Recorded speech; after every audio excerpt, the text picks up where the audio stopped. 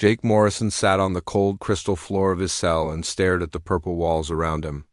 The walls were smooth like glass, but they glowed with a soft light that never went away. He had been counting the days since his capture, but lost. Track somewhere around 90? Maybe it was 3 months, or maybe it was longer. Time moved differently on this alien world. The 16-year-old human boy touched the bruise on his left cheek. It was almost healed now, but it reminded him of the day the Zephyrian soldiers found him hiding in the crashed shuttle. His team leader, Captain Rodriguez, had told him to run when their ship went down. Jake had tried to follow orders, but the strange gravity on this planet made him slow and clumsy.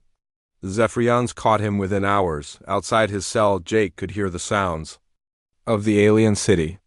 The Zephyrians made clicking noises when they talked, and their footsteps sounded like metal tapping on stone. Sometimes he heard their vehicles flying overhead with a humming sound that made his teeth ache. Everything here felt wrong to his human senses. A Zephyrian guard walked past his cell. The alien was 7 feet tall with green scaly skin and yellow eyes that never blinked. Its long neck moved like a snake as it looked at Jake through the crystal barrier. Jake had learned not to stare back. The Zephyrians did not like it when humans made eye contact. The guard moved on, and Jake went back to his thoughts. He wondered if his father knew what happened to him. Admiral Daniel Morrison was probably somewhere in space right now fighting to keep Earth safe. Jake hoped his father would not do anything stupid to try to save him. The Zephyrian Empire was too powerful, and Earth needed its best admiral alive. Jake remembered the last time he saw his father. It was at the spaceport on Luna Station. His father had looked older that day, with more gray in his hair than Jake remembered. They had talked about Jake joining the reconnaissance corps after he finished his training. His father had not wanted him to go, but Jake was stubborn like all Morrison men. Now, Jake wished he had listened to his father and stayed home. The crystal walls of his cell began to glow brighter. This meant the Zephyrians were coming to see him. Jake stood up and brushed the dust off his torn uniform. His clothes were dirty and ripped, but he still wore the patch of the Human Defense Fleet on his sleeve. Some things were worth keeping. Even in a place like this, 3 Zephyrians entered the cell area. The first one was Commander Vex Thaler, who seemed to be in charge of this facility. The commander was bigger than the other Zephyrians, with darker green scales and scars on his neck. Behind him came 2 guards carrying weapons that looked like silver sticks, but Jake knew they could kill him with 1 shot. Commander Thaler stopped in front of Jake's cell and made the clicking sounds that meant he was talking.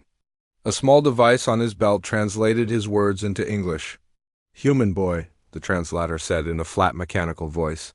"Tomorrow you will die and the whole galaxy will watch.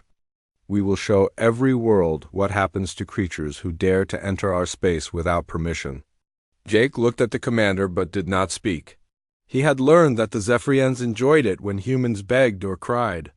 Jake would not give them that satisfaction. "You will be taken to the execution platform at dawn," the commander continued. "Representatives from many worlds will watch as we demonstrate the weakness of your species. Your death will be broadcast across the galaxy so all can see that humans are nothing but pests who should stay in their own small corner of space." The commander moved closer to the crystal barrier. His yellow eyes studied Jake like he was looking at an interesting insect. "Do you have any last words, human? Perhaps you want to beg for mercy or tell us the location of your hidden bases?" Jake stepped closer to the barrier until he was only inches from the alien's face. When he spoke, his voice was steady and clear. "My name is Jake Morrison, and I am a citizen of Earth. I will not beg, and I will not give you any information about my people. Do what you want to me, but know that humans do not break easily." Commander Thaler made a sound that might have been laughter. "We shall see about that tomorrow, boy. The whole galaxy will watch you break." The 3 Zephyrians left, and Jake was alone again. He sat back down on the floor and tried not to think about what would happen in the morning. Instead, he thought about Earth and the blue sky he might never see again. He thought about his father and hoped the Admiral would forgive him for getting captured. Jake had volunteered for the reconnaissance mission because he wanted to make his father proud. The human defense fleet needed information about Zephyrian military positions, and Jake thought he could help gather that intelligence. Now he would die on this alien world, and his father would never know if he had kept the promise. 3 months ago, when the Zephyrians first captured him, they had tried to make him talk. They wanted to know about human military plans and the locations of Earth's defense stations. Jake had told them nothing.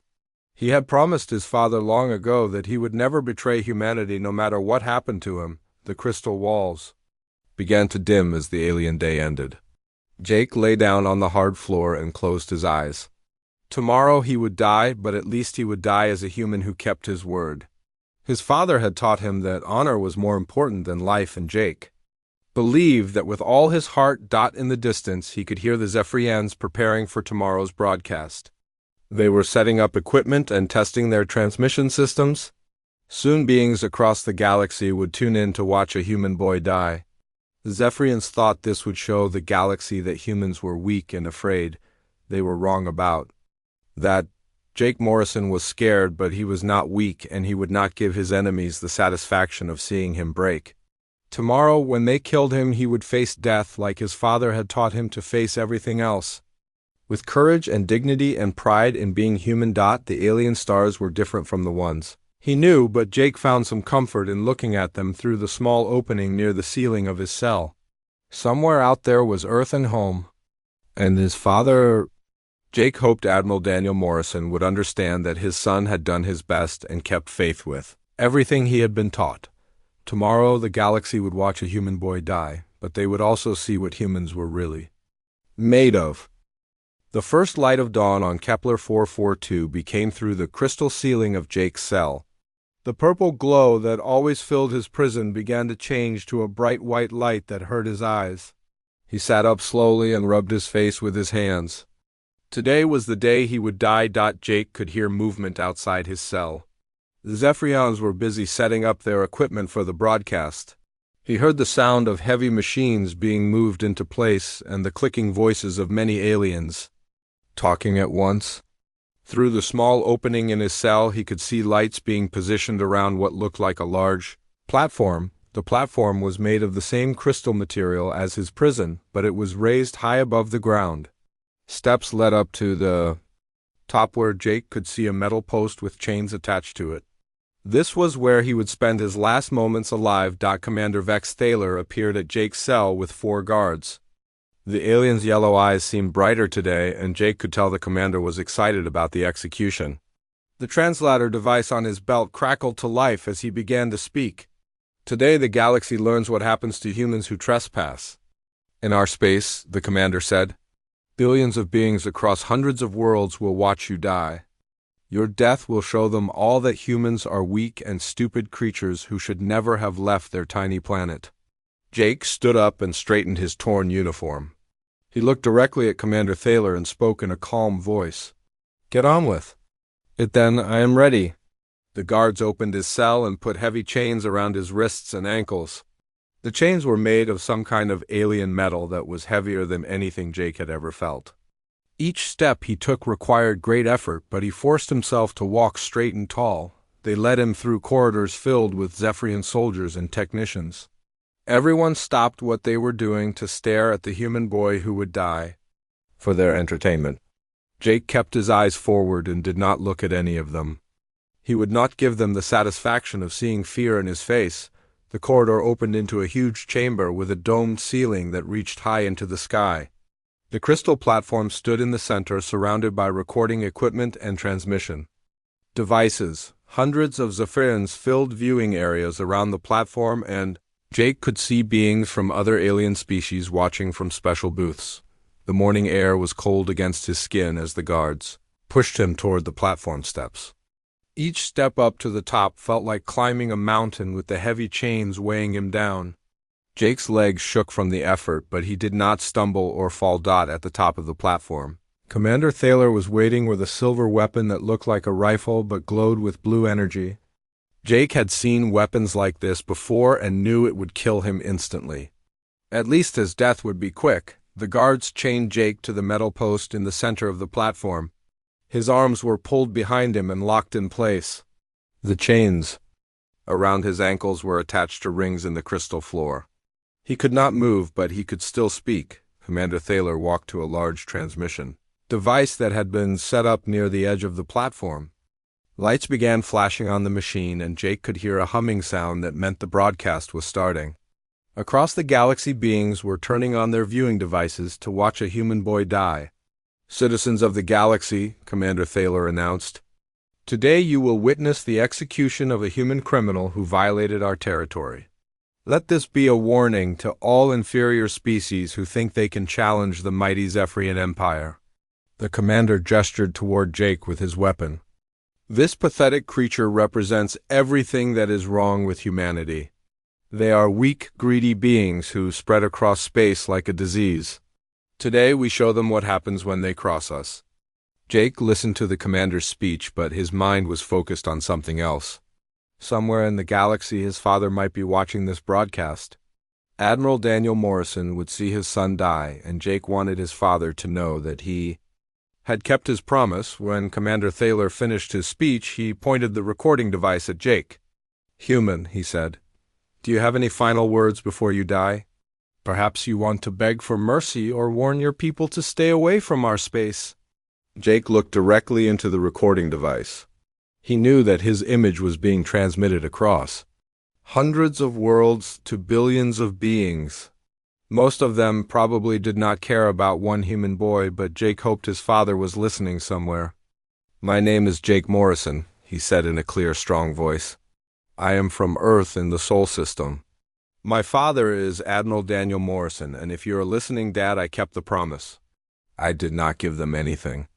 Jake paused and took a deep breath.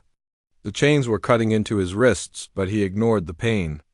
This might be the last time anyone would hear his voice, and he wanted to say something that mattered. "I want everyone watching to know that humans do not surrender and we do not break. We keep our promises even when it costs us everything. The Zephyrians can kill me, but they cannot make me betray my people or my family." Commander Thaler made an angry clicking sound. "Enough talk, human. Time to die." The alien raised his weapon and pointed it at Jake's chest. The blue glow at the end of the rifle began to pulse faster, and Jake knew the energy blast was charging up. In a few seconds he would be dead. Jake closed his eyes and thought about Earth. He remembered the blue sky and white clouds of his home. World, he thought about his father standing on the bridge of a starship somewhere in space. He hoped Admiral Morrison would be proud of how his son faced death. "Goodbye, Dad," Jake whispered. The energy weapon made a high-pitched whining sound as it reached full power. Commander Thaler's finger moved toward the trigger. Across the galaxy, billions of beings watched and waited for the human boy to die, but something was happening that none of them expected.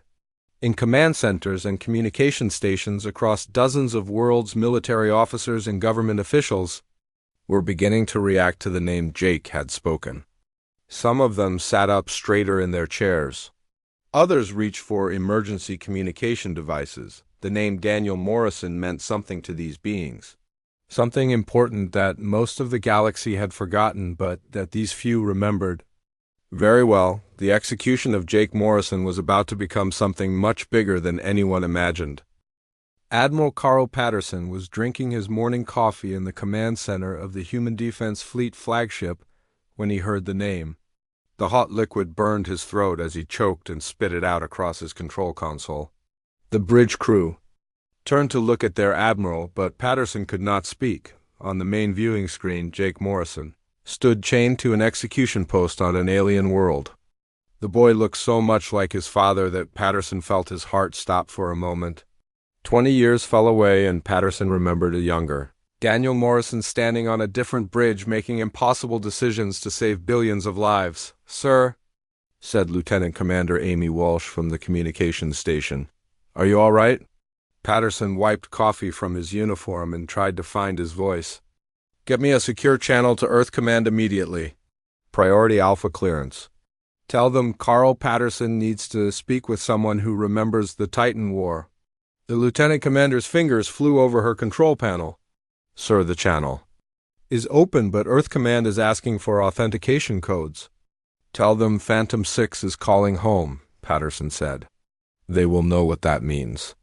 On the screen, Commander Vex Thaler was preparing to fire his weapon at Jake Morrison.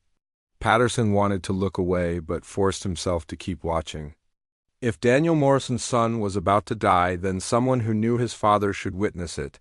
3,000 light-years away on the Rigel Federation Observation Station Deep Watch 7, an elderly alien named Admiral Crix Volan was having a very different reaction.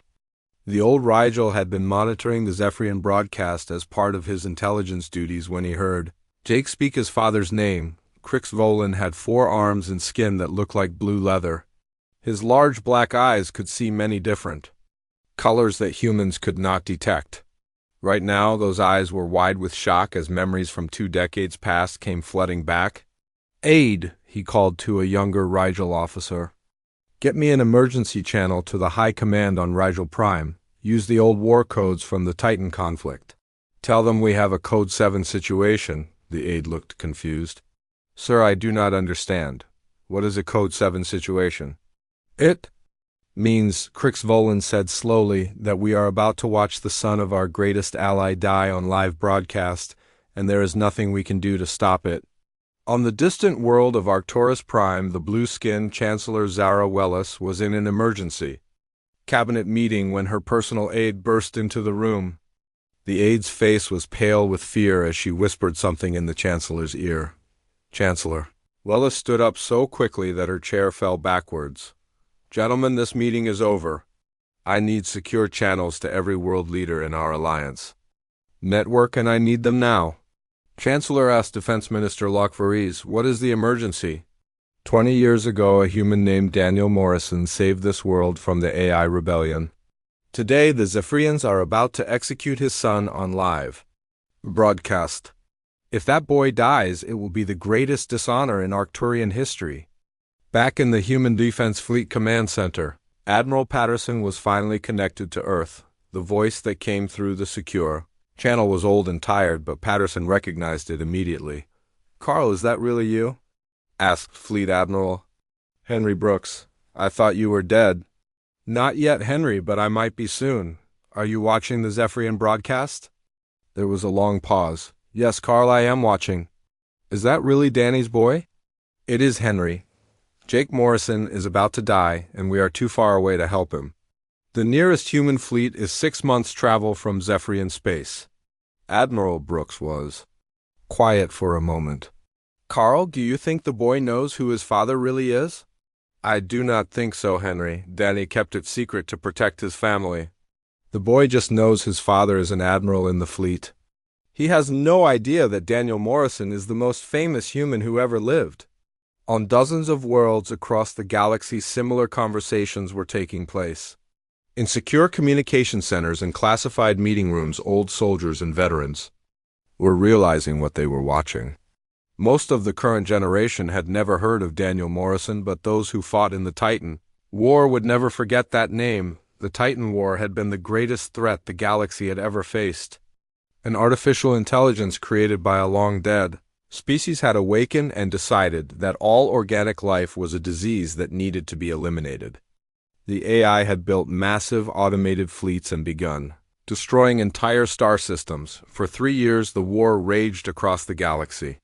Dozens of species that had never worked together were forced to unite against the common threat. I was too smart and too fast for any single species to defeat alone. Daniel Morrison had been a young human captain when the war began. Humans were new to the galaxy, and most species considered them weak and unimportant. But Morrison had something that the older, more advanced species did not have. He could think like the AI because humans understood warfare in ways that peaceful species did not. Morrison's strategies and tactics turned the tide of the war. He commanded joint fleets with ships from dozens of different worlds, all working together under human leadership. No one had ever seen anything like it before. The final battle had taken place at a place called Titan Forge, where the AI was building its ultimate weapon. Morrison led a combined fleet of over 10,000 ships from 50 different worlds into what everyone knew was a suicide mission. The battle lasted for 6 hours. When it was over, the AI was destroyed and Titan Forge was nothing but space dust. Morrison's fleet was gone and everyone assumed he had died with his ships. The galaxy mourned the loss of the human who had saved them all. But Daniel Morrison had not died at Titan Forge. He had survived in a damaged escape pod and been rescued by a human patrol ship.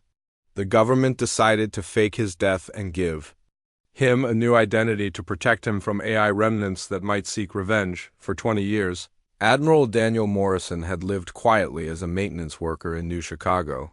He had married a human woman and raised a son who never knew his father was the greatest war hero in Galactic history. Now that son was about to die on live broadcast, and the secret that had been kept for 2 decades was about to be revealed.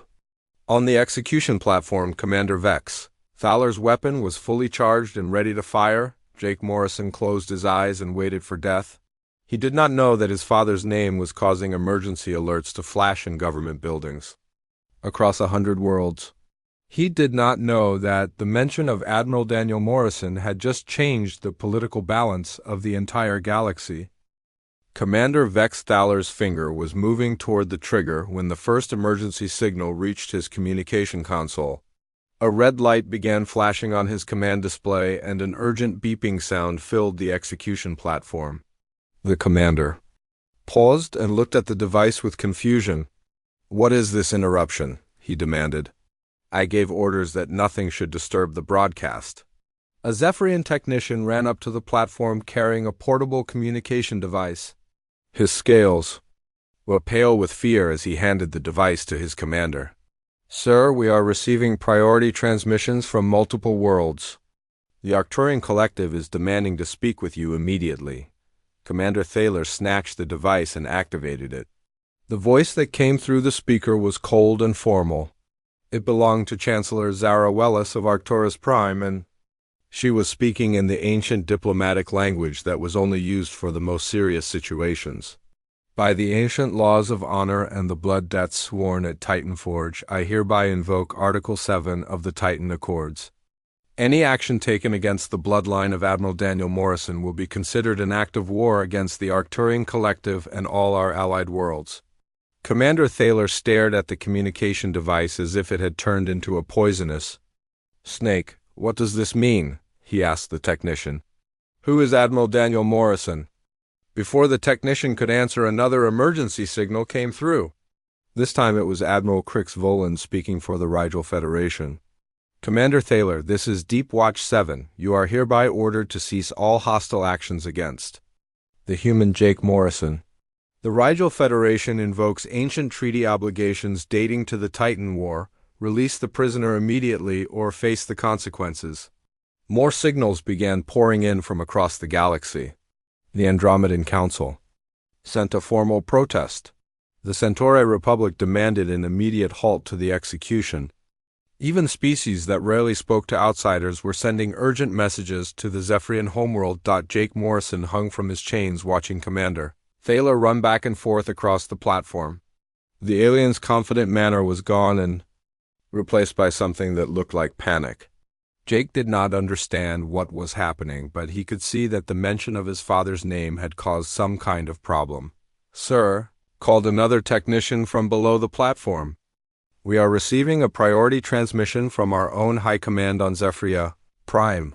They wish to speak with you immediately." Commander Thaler activated his personal communicator, and the voice of High Admiral Zex Kohler filled the air.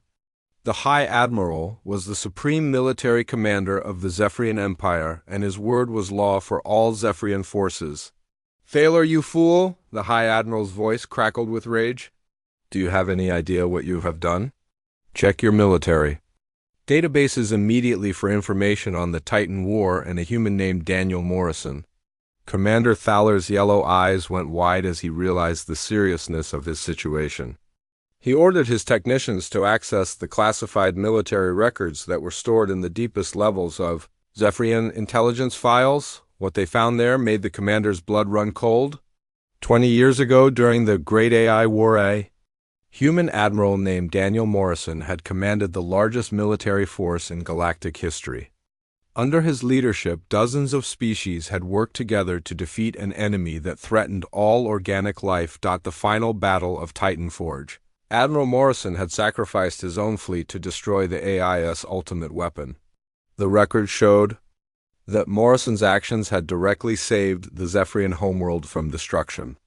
Without Morrison's sacrifice, every Zephyrian in the galaxy would have been killed by the AI rebellion. The classified files also revealed something else that shocked Commander Thaler.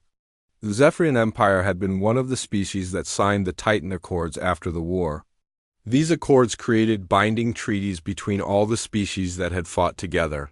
One of the most important articles stated that any member of Admiral Morrison's bloodline would be under the protection of all signatory worlds. Commander Thaler realized that he was about to execute the son of the being who had saved his own people from extinction. Worse than that, he was about to break a sacred treaty that his own government had signed. "High Admiral," he said into his communicator, "I was not aware of these circumstances." "What are your orders?" "Release the human immediately, you idiot." "Offer full diplomatic apology to every world that has contacted us. And pray to whatever gods you believe in that this mistake does not start a war." But it was already too late to keep the situation quiet. The execution had been broadcast live across the galaxy, and billions of beings had heard Jake Morrison speak his father's name. Now every species that remembered the Titan War was reacting with shock and anger. On Arctura's Prime Chancellor, Zara Wellis, was addressing an emergency session of the Arcturian Parliament. 20 years ago, Daniel Morrison saved our world when the AI fleets were 3 days away from our system. His sacrifice at Titan Forge gave us the time we needed to evacuate our children to the outer colonies. We owe him a debt that can never be repaid. The Chancellor's voice grew louder as she continued. Now the Zephyrians dare to threaten his son on live broadcast before the entire galaxy. This is not just a violation of treaty law. It is an insult to the memory of every being who died in the Titan War. Similar scenes were taking place on dozens of worlds as government leaders explained to their people why the name Daniel Morrison was so important. The younger generation learned for the first time about the human who had saved the galaxy and then disappeared into legend. Back on the execution platform, Commander Thaler was trying to restore order to what had become complete chaos. Emergency signals were coming in faster than his technicians could handle them. Half the galaxy seemed to be demanding Jake Morrison's immediate release. Jake watched all of this with growing amazement. He still did not understand exactly what was happening, but it was clear that his father was much more than just another admiral in the human defense fleet. The name Daniel Morrison carried weight that reached across species and spanned decades. Commander Thaler put down his weapon and walked over to where Jake was chained to the post. The alien's yellow eyes were no longer confident and commanding. Instead, they showed the fear of a being who had made a terrible mistake. "Human," the commander said quietly, "it seems that your father is someone of great importance. The execution has been postponed while we investigate these claims." Jake looked directly at the alien commander and smiled for the first time in months. "I told you that humans do not break easily. Maybe now you will learn that we do not fight alone either." Within 2 hours of Jake Morrison speaking his father's name, the first warships began arriving at the edge of Zephyrian space. They did not come from Earth or any human world. Instead, they came from dozens of different species across the galaxy, who remembered what they owed to Admiral Daniel Morrison. The Arcturian battle cruiser Star of Honor dropped out of hyperspace first. It was followed by 3 Rigel Federation destroyers and a massive Andromedan carrier that was larger than most space stations. More ships kept arriving every few minutes until the sensors around Zephyrian space were tracking over 50 alien vessels. Commander Vex Thaler stood on the execution platform, watching his tactical displays with growing horror. Each new ship that arrived made his situation worse. These were not human vessels coming to rescue one of their own. These were the most powerful military forces in the galaxy coming to honor a debt that was 20 years old. "Sir," called a technician from below, "the alien fleets are requesting permission to enter our space. They say they are here on a diplomatic mission to ensure the safety of Jake Morrison." Commander Thaler knew that 50 warships did not constitute a diplomatic mission. This was a show of force that could easily become a shooting war if he made The wrong decision. The problem was that he no longer knew what the right decision might be. High Admiral Zex Kala's voice came through the emergency communication channel again. Thaler released the human boy immediately and escorted him to the nearest neutral space. Do not test the patience of these alien fleets. Some of them have weapons that could crack our planet in half. But Commander Thaler's pride would not let him back down completely. High Admiral, this sets a dangerous precedent. If we release this human because his father was some kind of war hero, then other species will think they can threaten us whenever we capture their people. You fool, the High Admiral replied. Daniel Morrison was not just some war hero.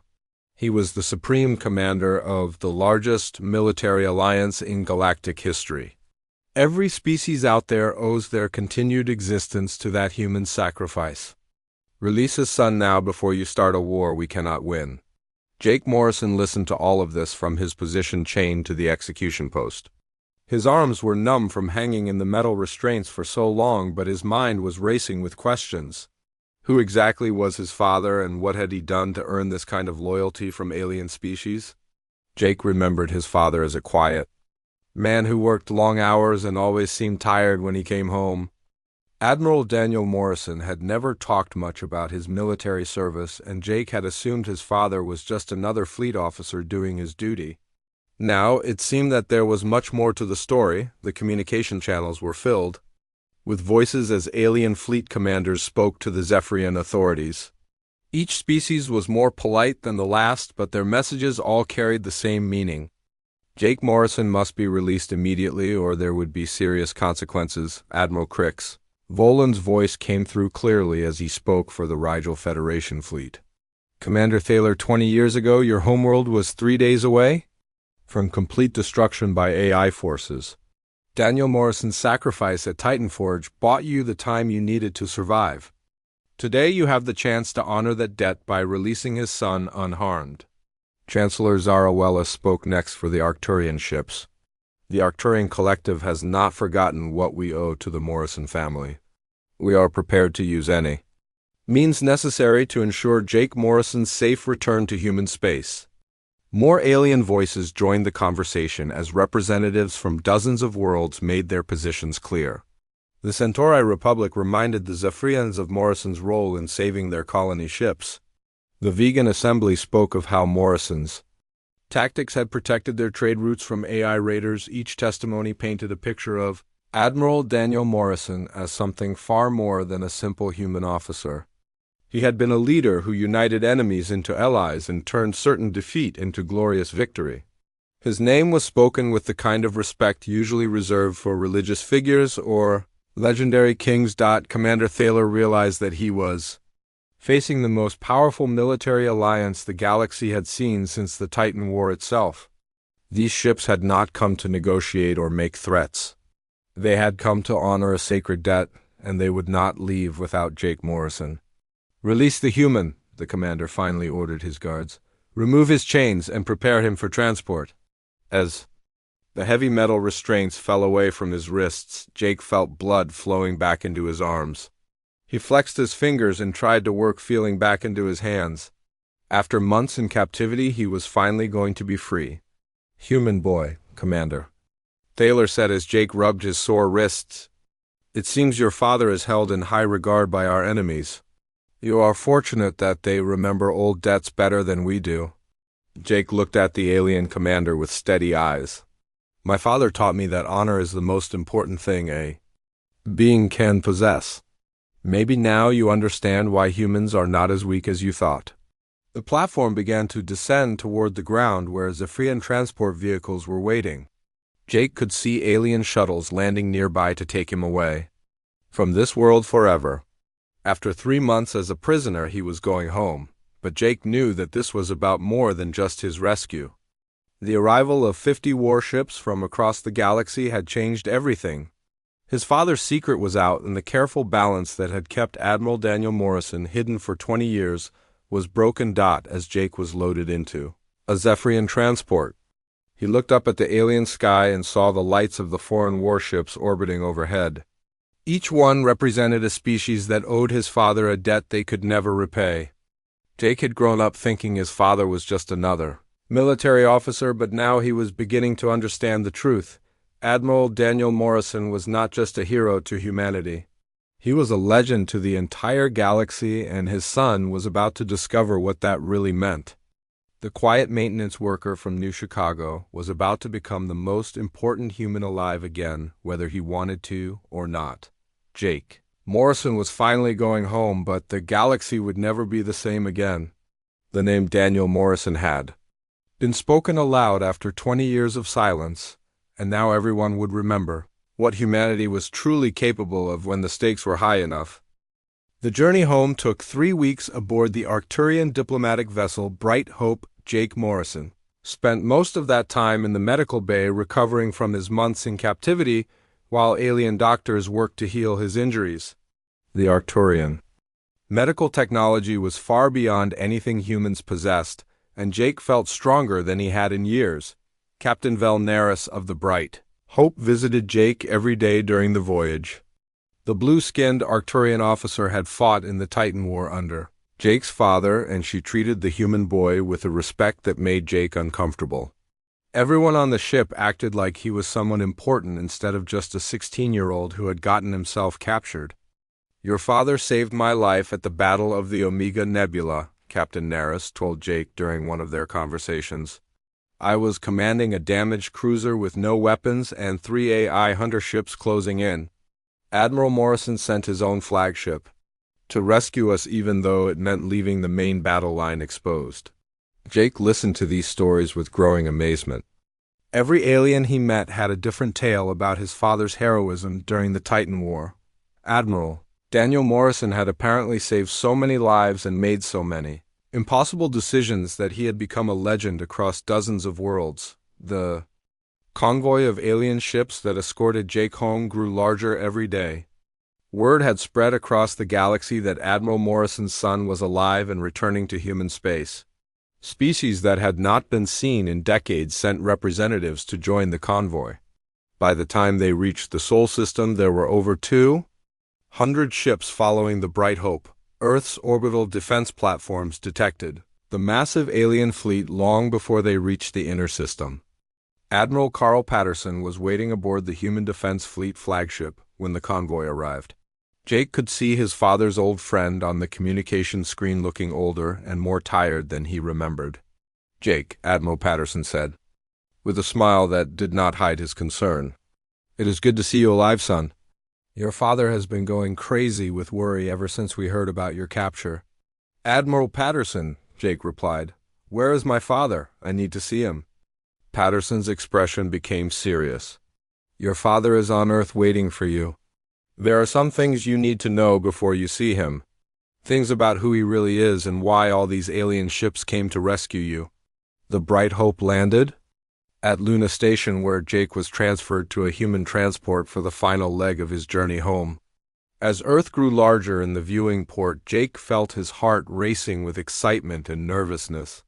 Soon he would have answers to all the questions that had been building during his rescue. New Chicago looked exactly the same as when Jake had left for his reconnaissance mission 6 months ago.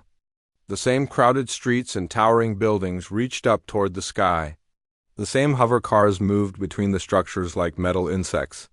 But Jake knew that everything had changed, even if the city looked the same. The transport landed at a government facility outside the city, where Jake was met by officials from Earth Command. They escorted him through security checkpoints and medical examinations until finally he was led to a small room with 2 chairs and a table. Admiral Daniel Morrison was waiting for him there. Jake's father looked older than he remembered, with more lines around his eyes and gray in his hair. He was wearing a simple civilian outfit instead of a military uniform, but something about his posture made him seem like a different person than the quiet maintenance worker Jake had grown up with. "Hello, son," Admiral Morrison said quietly. "I am sorry it took so long to bring you home." Jake stood in the doorway staring at his father. "Dad, who are you really?" "Everyone keeps telling me stories about the Titan War and how you saved the galaxy, but I do not understand any of it." Admiral Morrison gestured for Jake to sit down across from him. "I suppose it is time you knew the truth." For the last 20 years, I have been living under a false identity to protect our family. My real name is Admiral Daniel Morrison, and I was the Supreme Commander of Allied Forces during the Titan War. Jake sat down heavily in his chair. But you work in maintenance. You fix broken equipment and come home tired every night. How can you be some kind of galactic hero? His father smiled sadly. After the war ended, the government decided it would be safer if everyone thought I was dead. There were remnants still out there looking for revenge and other enemies who might target my family. So Daniel Morrison, the war hero, died, and David Miller, the maintenance worker, was born. Admiral Morrison reached across the table and took his son's hand. I wanted to tell you the truth, Jake, but I was afraid it would put you in danger. Now that secret is out and everything is going to change for our family. Jake looked into his father's eyes and saw something he had never noticed before. There was a weight there that came from making life and death decisions for billions of people. This was not the tired maintenance worker who had raised him. This was the man who had saved the galaxy. Dad, Jake said slowly, what happens now? All those alien ships came to rescue me because of who you are. What does that mean for humanity? Admiral Morrison stood up and walked to the window. Outside, Jake could see alien shuttles landing at the government facility as representatives from dozens of worlds came to Earth. It means, son, that humanity is about to become a major power in the galaxy, whether we are ready for it or not. Over the following days, Jake watched as his father transformed back into the legendary Admiral Morrison. Government leaders from across human space came to meet with the man they thought was dead. Alien ambassadors requested audiences with the hero of Titan Forge. The quiet life that the Morrison family had built was gone forever. Jake stood beside his father as they greeted a delegation from the Arcturian collective in the gardens outside the government complex. Chancellor Zara Wellis herself had come to Earth to meet with Admiral Morrison and thank him again for his service during the war. Admiral Morrison, the Chancellor said with deep respect, your sacrifice at Titan Forge saved not just our worlds but our entire way of life. The Arcturian people will never forget what we owe to you and your family. Admiral Morrison nodded graciously. Chancellor Wellis, the honor was mine. We all did what was necessary to protect the things we cared about. Jake watched his father handle these diplomatic meetings with ease and skill. This was clearly a man who had commanded respect from beings across the galaxy. Jake was proud to be the son of such a hero, but he also understood that his life would never be simple again. That evening, as father and son sat together, watching the sunset over New Chicago, Admiral Morrison put his hand on Jake's shoulder. I am proud of you, son. You kept your promise and showed the galaxy what humans are made of. The courage you displayed during your captivity reminded everyone why humanity deserves respect. Jake looked at his father and smiled. I learned from the best, Dad. You taught me that honor is more important than life, and I will never forget that lesson. The galaxy had changed because a human boy spoke his father's name during what should have been his final moments. Now, everyone remembered what humanity could accomplish when the stakes were high enough. Admiral Daniel Morrison was back, and the universe would never underestimate humans again.